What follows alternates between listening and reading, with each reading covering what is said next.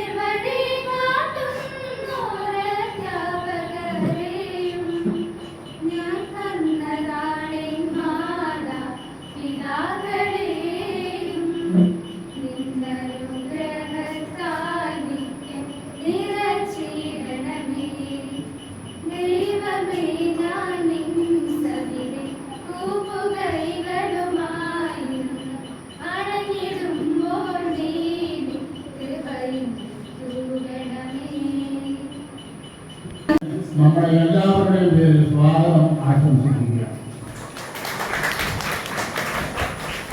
ബഹുമാനപ്പെട്ട ബിജു പറയുന്നില്ല AKCCയുടെ മുൻ ഗ്ലോബൽ പ്രസിഡന്റാണ് എന്ന് പറഞ്ഞാൽ ലോകം മുഴുവൻ വ്യാപിച്ചു കിടക്കുന്ന AKCCയുടെ പ്രസിഡന്റായിരുന്നു. സീറോ മലബാർ സഭയുടെ മുൻ വക്താവായിരുന്നു. അതായത് സീറോ മലബാർ സഭയുടെ ഔദ്യോഗിക കാര്യങ്ങൾക്ക് മറുപടി കൊടുത്തിരുന്ന വ്യക്തിയായിരുന്നു. അതുപോലെ തന്നെ നമ്മുടെ പ്രഗത്ഭനായ ഒരു അഡ്വക്കേറ്റും കൂടിയാണ്. ബഹുമാനപ്പെട്ട ബിജു പറയുന്നതൊക്കെ നമ്മുടെ എല്ലാവരുടെയും പേരിൽ ഈ വേദിയിലേക്ക് സ്വാഗതം ചെയ്യുക. അച്ഛന് നല്ലൊരു വചന പ്രബോധനം, ദീർഘനേരമൊന്നും പ്രസംഗിക്കുകയല്ല, 2 വാക്യങ്ങളിൽ ഒരു വചനത്തെക്കുറിച്ച് പറയാറുണ്ട്. അതൊരു പറച്ചിലായി മനുഷ്യന്റെ ഹൃദയത്തിന്റെ ഉള്ളുകളിൽ എന്നും ഓർക്കത്തക്ക രീതിയിൽ വചനം എന്നും പങ്കുവയ്ക്കുന്ന നമ്മുടെ ബഹുമാനപ്പെട്ട മാത്യുവച്ചൻ നല്ലൊരു സംഘാടകൻ കൂടിയാണ്. സ്കൂളിൽ ഞങ്ങളൊക്കെ പ്രവർത്തിക്കുന്ന കാലത്ത് ഒരു ഹോൾ ഉണ്ടാക്കാൻ വേണ്ടി വളരെ പരിശ്രമിച്ചു. പക്ഷേ അച്ഛൻ പറഞ്ഞ ഉടനെ നല്ലൊരു ഹോൾ ഉണ്ടാകും. അങ്ങനെ എല്ലാം കൊണ്ടും നല്ല കഴിവുള്ള ഒരു വ്യക്തിയാണ് അച്ഛൻ.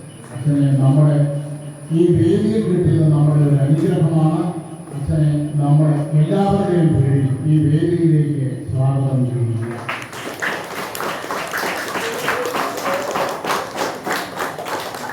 നമ്മുടെ വിഷയ സന്ദേശം എന്ന് പറയുന്നത് ബഹുമാനപ്പെട്ട സിസ്റ്റർ റോസലിൻ താളനായിക്കൽ. സിസ്റ്ററിന്റെ വീട്ടുപേര് പോലെ തന്നെ താളാത്മകമാണ് സിസ്റ്ററിന്റെ പ്രവർത്തനം.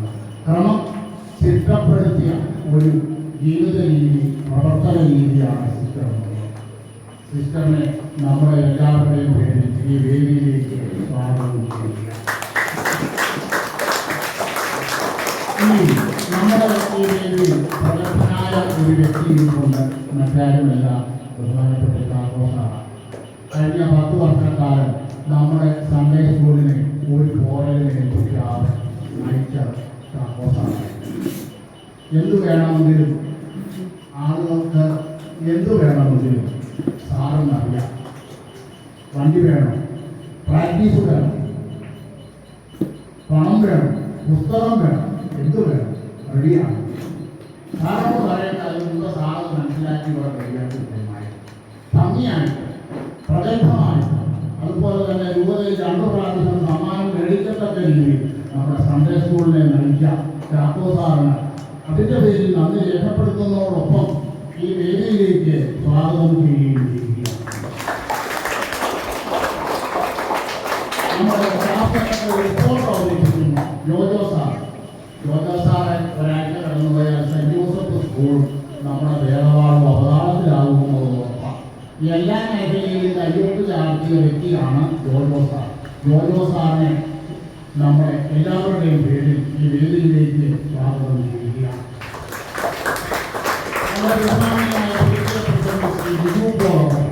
അദ്ദേഹത്തെ സംബന്ധിച്ചിടത്തോളം അദ്ദേഹം നല്ലൊരു സാമൂഹ്യ പ്രവർത്തകൻ. എവിടെ പൈസ കിട്ടുന്നതെന്ന് അറിഞ്ഞുകൂടാ, ജാതി നോക്കുകയല്ല, മതം നോക്കുകയല്ല, എവിടെ സഹായം ആവശ്യമുള്ള ഓടിച്ചെല്ലുള്ള സഹായം കൊടുക്കും. അപ്പം കഴിഞ്ഞ ആഴ്ച കാര്യം പറയുന്നത് ഞങ്ങളുടെ ഒരു പേരടിക്ക് കുറച്ച് പൈസ അദ്ദേഹം കൊടുക്കാൻ വേണ്ടിയിരിക്കുകയാണെന്ന് പറയുന്നത് ഞാൻ അത്ഭുതപ്പെട്ടു പോയി. എവിടെ പൈസ കിട്ടും? പക്ഷെ അദ്ദേഹം അതൊക്കെ ഒപ്പിക്കുന്നില്ല. നമ്മുടെ വിൻസെന്റ് മോളിന്റെ പ്രസിഡന്റും കൂടിയാണ്, PTA പ്രസിഡന്റാണ്. അദ്ദേഹത്തെ നമ്മുടെ എല്ലാവരുടെയും പേരിൽ സ്വാഗതം ആശംസിക്കുകയാണ്.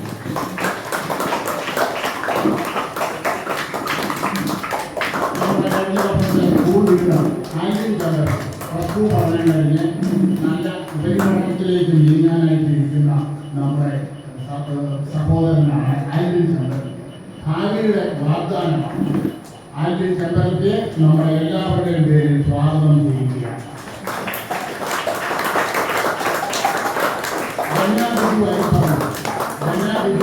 നമ്മുടെ പൂർവികരായിരുന്നു. പഠിക്കുന്നത് അടക്കളം സ്കൂളിലാണ്. അടക്കളത്തെ എൻ്റെ അധ്യാപകർ എന്നോട് പറഞ്ഞു അവരുടെ താരമാണ്.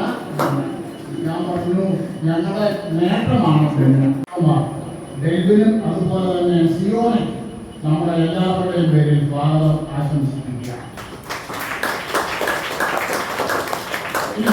സർട്ടിഫിക്കറ്റ് വാങ്ങാൻ വേണ്ടി ഇവിടെ എത്തിച്ചേർന്നിരിക്കുന്ന യോഗത്തിൽ വിദ്യാഭ്യാസ ഭാഗം മാധ്യമത്തിൽ ഉദ്ഘാടനം ചെയ്ത സന്ദർശനം കുട്ടികളുടെ വിവിധ കലാപരിപാടികളും നടത്തപ്പെട്ടു. 2024-25 അധ്യയന വർഷത്തെ ക്ലാസുകൾ 2024 ജൂൺ 2 തീയതി ആരംഭിച്ചു. ഹെഡ്മാസ്റ്റർ അനുഷ്ഠിക്കുന്നു. 11 വർഷം തുടർച്ചയായ സ്റ്റാഫ് സെക്രട്ടറിയായി സേവനം ചെയ്ത ശ്രീ സജിയും അത്തപ്പാട്ടിനും എല്ലാ നന്മകളും ചെയ്യുന്നു. പുതിയ സ്റ്റാഫ് സെക്രട്ടറിയായി നിയമനയായി. കുട്ടികളുടെ നേതൃത്വവാസനയും ഉത്തരവാദിത്വബോധവും വളർത്തുന്നതിനായി ക്ലാസ് ലീഡേഴ്സിനെയും സൺഡേ സ്കൂൾ ലീഡേഴ്സിനെയും ഹൗസ് ഹോൾഡ് ലീഡേഴ്സിനെയും തിരഞ്ഞെടുക്കുന്നു. കഴിഞ്ഞ വർഷം സൺഡേ സ്കൂൾ ലീഡേഴ്സായി പ്രവർത്തിച്ചത് ആദ്യം ജോലി വ്യക്തി ജനാമിക്ക് വരികയാണ്. കുട്ടികളുടെ വിശ്വാസലക്ഷ്യ ക്ലാസുകൾ, പാഠ്യേതര പ്രവർത്തനങ്ങൾ എന്നിവയെക്കുറിച്ച് ചർച്ച ചെയ്യുവാൻ വെളിയിരിക്കുവാനുമായി ബഹുമാനപ്പെട്ട ഡയറക്ടർ ശ്രീ എല്ലാ ഞായറാഴ്ച സ്റ്റാഫ് മീറ്റിംഗും ഓരോ മാസവും കുട്ടികൾക്കായി പ്രത്യേക പ്രാർത്ഥനയും നടത്തുന്നു. വിശ്വാസ ലക്ഷ്യം ക്ലാസ്സിൽ കഴിഞ്ഞ വർഷം 1 മുതൽ 12 വരെ ക്ലാസ്സിലായി 204 കുട്ടികൾ പങ്കെടുത്തു. 9 മുതൽ സർക്കാർ പ്രാർത്ഥനയോടെ വിശ്വാസ ലക്ഷ്യത്തിന് പ്രവർത്തനങ്ങൾ ആരംഭിക്കുന്നു. ഡയറക്ടേഴ്സിന്റെയും 1 മുതൽ 12 വരെ ക്ലാസ്സുകളിൽ 1ാം സ്ഥാനം നേടുന്ന കുട്ടികൾക്ക് സ്കോളർഷിപ്പുകൾ നൽകുന്നു. ഈ സന്ദേശത്തിൽ ഏർപ്പെടുത്തിയിരിക്കുന്ന MOK സ്കോളർഷിപ്പുകളുടെ എണ്ണം നൽകുന്നതാണ്. പ്രിയപ്പെട്ടവരുടെ സ്ഥാപനത്തിനായി സ്കോളർഷിപ്പുകൾ ഏർപ്പെടുത്തിയിരിക്കുന്ന എല്ലാ പ്രാധാന്യം കൊടുക്കുന്ന രീതിയിൽ വന്നാൽ മാത്രമേ വിശ്വാസം സംരക്ഷിക്കാനായിട്ട് സാധിക്കുകയുള്ളൂ. നമ്മുടെ വിശ്വാസം നമ്മൾ സംരക്ഷിക്കാതെ മറ്റു കാര്യങ്ങൾക്കെതിരെ നമ്മൾ യുദ്ധത്തിന് പോയി കഴിഞ്ഞാൽ നമ്മൾ അടിതെറ്റി ആനയെ പോലെ വീഴുകയുള്ളൂ. നമ്മുടെ വിശ്വാസത്തിൽ അടിയുറച്ചു നിന്നുകൊണ്ട് വേണം നമ്മൾ മറ്റു കാര്യങ്ങൾ ചെയ്യാനായിട്ട്. നിലത്ത് നിന്നിട്ട് അഭ്യാസം കാണിക്കാമെന്ന് നമ്മൾ പറയാറുണ്ടല്ലോ. നിലത്ത് നിൽക്കാനുള്ള കാര്യമാണ് നമ്മുടെ വിശ്വാസം. വിശ്വാസമാകുന്ന നിലത്താണ് നമ്മൾ നിൽക്കേണ്ടത്. അവിടെ നിന്നുകൊണ്ട് വേണം നമ്മൾ വളരുവാനായിട്ട്. അതുകൊണ്ട് വിശ്വാസമാകുന്ന അടിസ്ഥാനത്തിൽ നിന്നുകൊണ്ട് നമുക്ക് വളരുവാനായിട്ട് സാധിക്കട്ടെ. തോമാസ് ലീഗയുടെ പ്രേക്ഷിത പ്രവർത്തനങ്ങളെ പറ്റി നമ്മൾ ചിന്തിക്കുമ്പോൾ ഈ തോമാസ് ലീഗയുടെ പ്രേക്ഷിത പ്രവർത്തനങ്ങൾക്ക് എതിരായിട്ട് പറയുന്ന ധാരാളം കാര്യങ്ങൾ ഇന്നുണ്ട്. സോഷ്യൽ മീഡിയയിലൊക്കെ നമുക്ക് നോക്കിയാൽ കാണാം. എന്നാൽ തോമാസ് ലീഗയുടെ പ്രേക്ഷിത പ്രവർത്തനം സാധൂകരിക്കുന്ന കാര്യങ്ങൾ ധാരാളമുണ്ട്. അത് നമ്മൾ പഠിച്ച് പൊതുസമൂഹത്തിലേക്ക് നമ്മൾ പകർന്നു കൊടുക്കാനുള്ള വലിയ ഉത്തരവാദിത്വം നമുക്കുണ്ട്. നമ്മളെയാണ് ഈ ഉത്തരവാദിത്തങ്ങൾ ഏൽപ്പിച്ചിരിക്കുന്നത്, മറ്റാരുമല്ല. തോമാസ് ലീഗയുടെ ഭാരതത്തിലെ പ്രേക്ഷിത പ്രവർത്തനങ്ങളെ പറ്റിയും ഈ പ്രേക്ഷിത പ്രവർത്തനങ്ങളിലൂടെ ലോകത്തിന് വന്ന മാറ്റത്തെ പറ്റിയും എല്ലാം പറയാനുള്ള വലിയ ഉത്തരവാദിത്വം സീറോ മലബാർ ക്രിസ്ത്യാനികളായ നമുക്കാണെന്ന് നമ്മൾ ഓർക്കണം. അതുകൊണ്ട് നമ്മുടെ തോമാസ് ലീഗയുടെ ആ വിശ്വാസത്തിന്റെ ആ തീഷ്ണത നമ്മൾ സ്വീകരിച്ചുകൊണ്ട് വിശ്വാസത്തിന് വേണ്ടി നിലനിൽക്കുവാനായിട്ട്, വിശ്വാസം വരുന്നവർ പകർന്നു കൊടുക്കാനായിട്ട് നമുക്ക് സാധിക്കട്ടെ എന്ന് ഞാൻ ആശംസിക്ക് പ്രാർത്ഥിക്കുകയാണ്. ഈ മേഖലയിൽ പ്രവർത്തിക്കുന്ന ബഹുമാനപ്പെട്ട അഡ്വക്കേറ്റ് ബിജു പറയുന്നിലും, അദ്ദേഹം AKCC മുൻ ഗ്ലോബൽ പ്രസിഡന്റാണ്, മുൻ സീറോ മലബാർ സഭാ വക്താവാണ്. അദ്ദേഹത്തിന്റെ പ്രവർത്തനങ്ങളെ ഞാൻ ഈ അവസരത്തിൽ സഹായിക്കുകയാണ്. ഒരു അൽമ എന്ന നിലയിൽ ധാരാളം കാര്യങ്ങൾ നമുക്ക് ചെയ്യാനായിട്ട് സാധിക്കും. അതുകൊണ്ടാണ് ഒരു അൽമാനെ തന്നെ നമ്മൾ ഈ വാർഷിക സമ്മേളനം ഉദ്ഘാടനം ചെയ്യാനാണെന്ന് ആവശ്യപ്പെട്ടു സാറിനോട് പറയുകയും അഡ്വക്കേറ്റ് ബിജുവിനെ വിളിക്കുകയും ചെയ്തു. അദ്ദേഹം വളരെ സന്തോഷത്തോടെ വരാൻ സമ്മതിച്ചു. തീർച്ചയായിട്ടും അദ്ദേഹത്തിന്റെ ജീവിതം തന്നെ വിശ്വാസത്തിന്റെ ഒരു സാക്ഷ്യമാണ്. വിശ്വാസത്തിന് സാക്ഷ്യം വഹിക്കുവാനായിട്ട് അൽമായർക്ക് ധാരാളം അവസരമുണ്ട്. വൈദികർക്ക് ശിക്ഷേഷനും കടന്നു ചെല്ലാൻ പറ്റാത്ത മേഖലകളിൽ വിശ്വാസ സാക്ഷ്യം വഹിക്കാൻ അൽമാർക്ക് മാത്രമേ സാധിക്കുകയുള്ളൂ. ഇതൊരു യാഥാർത്ഥ്യമാണ്. എല്ലാവർക്കും ആദ്യമായി തന്നെ നമ്മുടെ വിശുദ്ധ തോമാശ്ലീഹായുടെ ഓർമ്മ തിരുനാൾ, നമ്മുടെ സീറോ മലബാർ സഭയുടെ സഭാദിനത്തിൻ്റെ ദുഃഖാന തിരുനാളിൻ്റെ ആശംസകൾ ഹൃദയപൂർവ്വം നേരുകയാണ്. പ്രിയപ്പെട്ടവരെ, നമ്മുടെ സുറിയാനി ക്രിസ്ത്യാനികൾ എന്തുകൊണ്ടും അഭിമാനിക്കാവുന്ന തലത്തിലേക്ക് കേരളത്തിൽ മാത്രമല്ല ഭാരതത്തിലും ലോകത്തിൻ്റെ വിവിധ ഭാഗങ്ങളിലും വളർന്ന് പന്തലിച്ച് നിൽക്കുന്നുണ്ടെങ്കിൽ അതിൻ്റെ അടിസ്ഥാനം നമുക്ക് വിശ്വാസം പകർന്നു തന്നത് ധീരനായ, സാഹസികനായ ഈശോയുടെ ശിഷ്യൻ വിശുദ്ധ തോമാശ്ലീഹയിൽ നിന്നായതുകൊണ്ടാണ്. ഞാൻ കത്തോലിക്ക കോൺഗ്രസിൻ്റെ ഒരു പ്രവർത്തകൻ എന്ന നിലയിൽ കഴിഞ്ഞ 25 വർഷത്തിന് മുകളിൽ പ്രവർത്തിക്കാൻ സാധിച്ചു സഭയോട് ചേർന്ന്. കഴിഞ്ഞ 34 വർഷമായി ഞാൻ തൊടുപുഴയിൽ അഭിഭാഷകനാണ്, വക്കീലാണെങ്കിലും ഞാൻ സഭയുടെ എല്ലാ പ്രവർത്തനങ്ങളിലും സജീവമായി നിൽക്കാൻ ശ്രമിച്ചു. ഇന്ന് കത്തോലിക്ക കോൺഗ്രസ് 44 രാജ്യത്ത് പ്രവർത്തിക്കുന്നുണ്ട്. നമ്മുടെ സീറോ മലബാർ സഭയുടെ സമുദായ സംഘടന 44 രാജ്യത്ത് പ്രവർത്തിക്കുന്നുണ്ട്. അതിൽ 27 രാജ്യത്ത് പോകാനും സമ്മേളനങ്ങളിൽ പങ്കെടുക്കുവാനും എനിക്ക് ദൈവം അവസരം ഒരുക്കി തന്നത് സഭയോട് ചേർന്ന് പ്രവർത്തിച്ചതുകൊണ്ടാണ്. നമ്മൾ മറ്റ് രാജ്യങ്ങളിലേക്ക് കടന്നു ചെല്ലുമ്പോഴാണ് പ്രിയപ്പെട്ടവരെ നമ്മുടെ സമുദായ അംഗങ്ങൾ ആരാണ്, നമ്മുടെ സഭ എന്താണ്, സഭ പകർന്നു നിന്ന വിശ്വാസം എന്താണ്, അതിൻ്റെ നേട്ടം എന്തെന്ന് നമുക്ക് മനസ്സിലാകുകയുള്ളൂ. നമ്മൾ അമേരിക്കയിൽ ചെന്നാലും യൂറോപ്പിൽ ചെന്നാലും ഏത് വികസിത രാഷ്ട്രത്തിൽ ചെന്നാലും പ്രിയപ്പെട്ടവർ അവിടെയുള്ള ആളുകളെ കഴിയും, മറ്റ് രാജ്യങ്ങളിൽ നിന്ന് അവിടെ കുടിയേറിയിട്ടുള്ള ആളുകളെ കഴിയും വിശ്വസന്ധിയിലാണ്. നമ്മുടെ കാർന്നവന്മാർ 10-60 വർഷം മുമ്പ് മലബാറിലേക്കും ഇല്ലെങ്കിൽ ഹൈറേഞ്ചിലേക്കും കുടിയേറിയപ്പോൾ അവരെ നേരെ ചീറിപ്പാഞ്ഞു വന്ന കാട്ടാനയും കാട്ടുപോത്തും നമ്മുടെ മാതാപിതാക്കളുടെ മുമ്പിൽ പകച്ചു നിൽക്കുക ചെയ്തത്. നമ്മുടെ മാതാപിതാക്കളല്ല പകച്ചു നിന്നത്.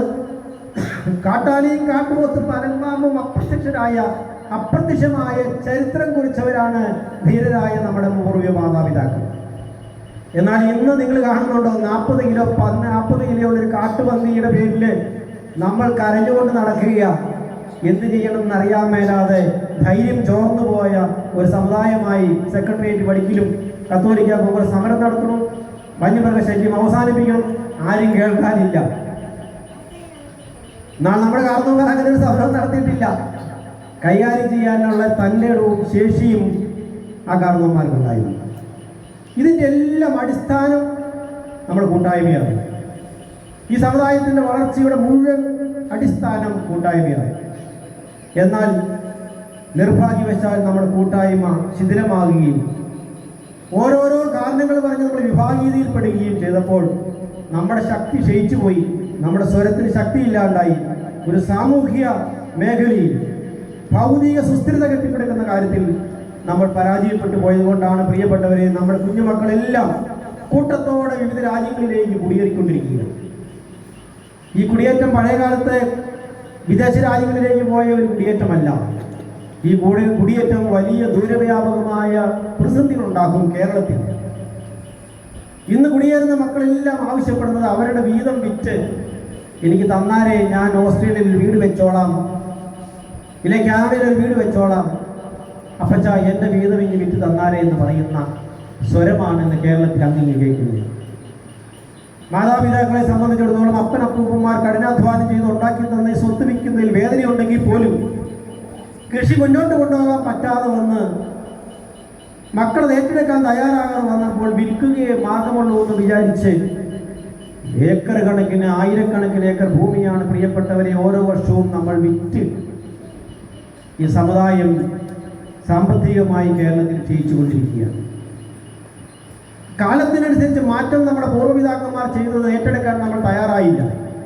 പുറകിലിരിക്കുന്ന കാർന്നവന്മാർക്കറിയാം, പുൽത്തൈലം കൃഷി ചെയ്ത കാലമുണ്ട്, തെങ്ങും കമുകും കൃഷി ചെയ്ത കാലമുണ്ട്, ഏലവും കുരുമുളകും കൃഷി ചെയ്ത കാലമുണ്ട്, റബ്ബറും കാപ്പിയും കൃഷി ചെയ്ത കാലമുണ്ട്, റബ്ബറും കൊക്കോയും കൃഷി ചെയ്ത കാലമുണ്ട്. അങ്ങനെ മാറി കേരളത്തിൽ കൃഷികൾ നമ്മുടെ മാതാപിതാക്കൾ ഏറ്റെടുത്ത് മാറ്റത്തോടുകൂടി സാഹചര്യത്തിൻ്റെ മാറ്റമനുസരിച്ച് കൃഷി മാറ്റി നമ്മുടെ സമ്പദ്ഘടന നമ്മൾ ഉയർത്തി നിർത്തിയ കാരണവന്മാരുടെ പാത പിന്തുടരാൻ നമുക്ക് സാധിച്ചില്ല. മാറ്റങ്ങൾ ഉണ്ടാക്കാൻ നമുക്ക് സാധിച്ചില്ല. പ്രതിസന്ധിയെ മുന്നിൽ കണ്ടുകൊണ്ട് മാറ്റത്തിന് നമ്മൾ തയ്യാറായില്ല. ഈ ഹോളിൻ്റെ മധ്യഭാഗത്തിരിക്കുന്ന 8ാം ക്ലാസ്സിലോ 9ാം ക്ലാസ്സിലൊക്കെ പഠിക്കുന്ന കുട്ടികളെ കാണുമ്പോൾ എനിക്ക് അല്പം ആശങ്കയുണ്ട്. അവരുടെ ചേച്ചിമാരൊക്കെ യൂറോപ്പിലേക്ക് പോയി, ഓസ്ട്രേലിയയിലേക്ക് പോയി, ജർമ്മനിയിലേക്ക് പോയി എന്നുള്ള പ്രതീക്ഷയിലാണ് അവർ വളർന്നു വരുന്നത്. ചിലപ്പോൾ ഇവർക്ക് പോകേണ്ട സമയമാകുമ്പോൾ പല രാജ്യങ്ങളുടെയും വാതിലുകൾ അടയാൻ സാധ്യതയുണ്ട്. ഒരു കുടിയേറ്റത്തിൻ്റെ സാധ്യത മങ്ങാൻ സാധ്യതയുണ്ട്. അങ്ങനെയാണെങ്കിൽ എന്ത് ചെയ്യണമെന്ന് ചിന്തിക്കേണ്ടത് നമ്മളാണ്.